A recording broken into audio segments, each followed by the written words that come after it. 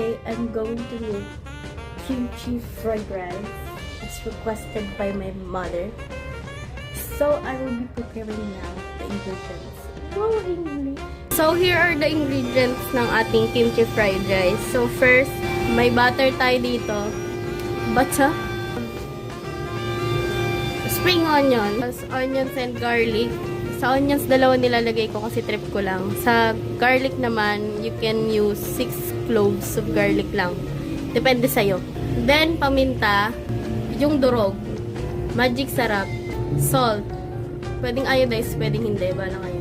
Overnight rice, yung malamig na kanin, huwag yung bagong saing. Kasi kapag bagong saing, madudurog. Pwede yung bagong saing, pero pinalamig, ganun. Star of the night, the day pala. Kimchi. Ito yung kimchi na ginagamit ko. Masarap to for me.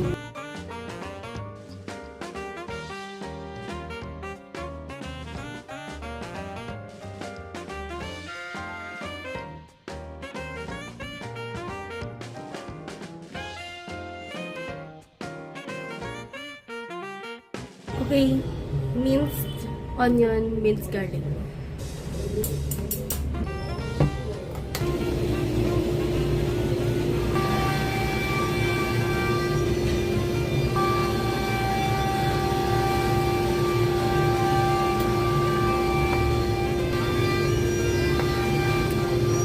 Kimchi.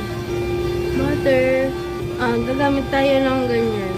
Parang isang ganon. Basta whatever ganon. Depende sa inyo kung ano gusto nyo. Tapos ito, yung kanin nyo, durugin nyo.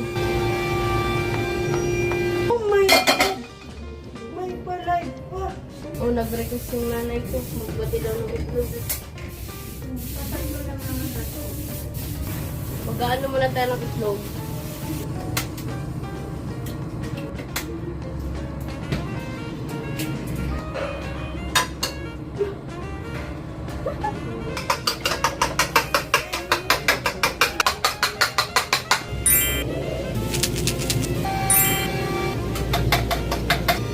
Let's continue.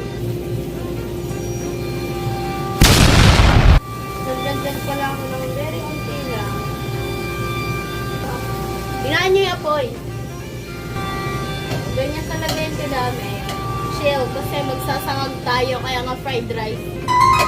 Kung wala naman kayong butter, pwede kayo gumamit ng ng oil. Para tayo nakikipagsapalaran dito ang air. Eto, garlic muna bago onion kasi nagtutubig yung onion. Fry until golden. Wow, good. Yan, nag-golden na siya. Ihalo nyo na yung sibuyas pala. Ihalo na natin yung kimchi. Huwag nyo ilalagay yung tubig. Huwag masyado madaming asin kasi maalat yung kimchi.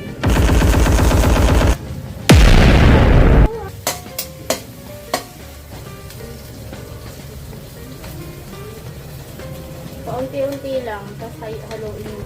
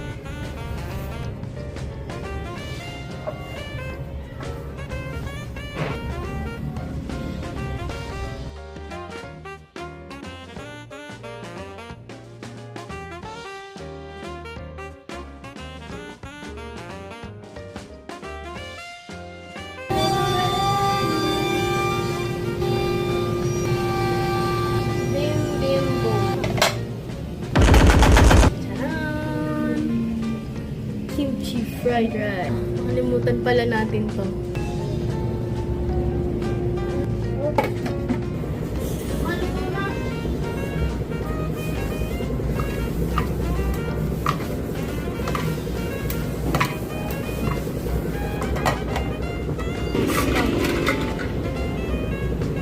Kimchi fried rice.